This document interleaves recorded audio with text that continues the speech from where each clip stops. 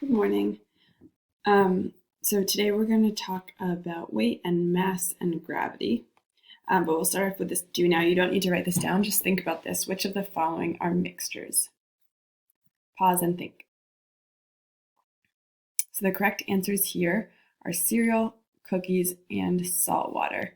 Remember, water is not a mixture because it is a pure substance or a compound. Okay, PS12, mass, weight, and gravity. Go ahead and write that down. Before we get started, you don't need to write this down. There's no pencil. But I just want you to think about this question. Which will get to the ground first in free fall? Is it the elephant or the feather? Notice they're starting at the same point. And when we say free fall, we mean there's no air resistance. So we're imagining a world where it wouldn't actually, you know how sometimes feathers like float because there's air pushing back up at them? We're imagining a world without that. So which will get to the ground first? Okay, first up we have vocabulary word, gravity. Gravity is the force which tries to pull two objects with mass together. So the key point here is that it is pulling together any two objects with mass. So even if something is tiny, tiny, tiny, like a grain of sand, it still has mass. So it still has a gravitational force. And of course, we think of Earth as having gravity because Earth is the largest thing that's close to us. So we are almost always only experiencing Earth's gravity. So between, like this diagram is showing that between the person and the Earth, there is a gravitational pull. But it's also important to remember that between me and my coffee cup, for example, which is only a foot away from me, between me and my coffee cup, there is a gravitational pull because we both have mass. This pull is just so tiny that it doesn't actually do anything, but it does exist.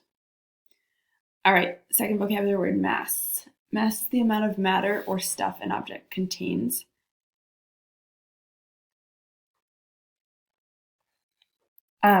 So when we're talking about stuff or matter, we're talking about atoms, which are those tiny particles that make up everything in the universe.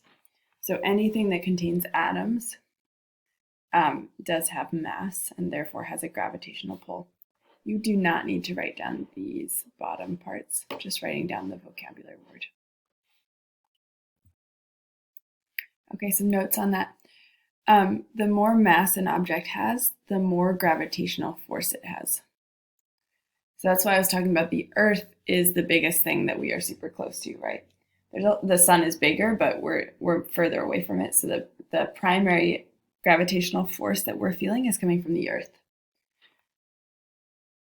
Because my coffee cup is way smaller than the Earth, I can't feel that gravitational force at all. I can feel the gravitational force of the Earth. That's the thing that is holding me to the ground right now. All right, so you don't need to write down this stuff. I just wanted to give you a little bit more background on mass. The units of measurement for mass are grams or kilograms. We see grams abbreviated as G and kilograms abbreviated as kg.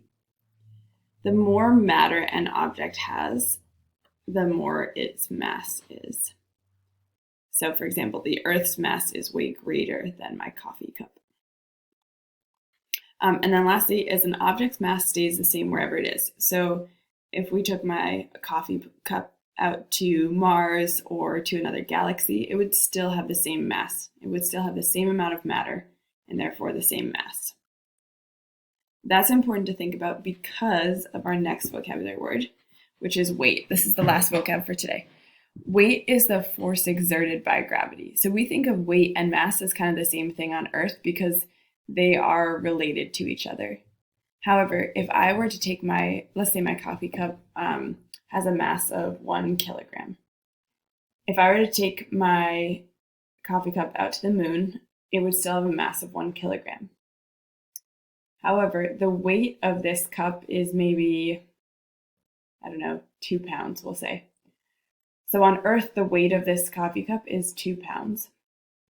But on the moon, the weight of this coffee cup is way less because the moon's gravity is much lower. So if I were to put this on a scale on the moon, it wouldn't be, the moon wouldn't be pulling the coffee cup down as hard as the Earth is, so it would appear to weigh less.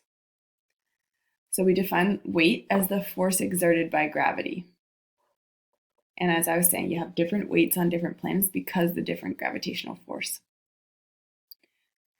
So this part is a little bit confusing. I think it's best to ask questions about this. So in your homework today, there's going to be a space to ask questions, and we will have a chance to talk in a live class about this a little bit more.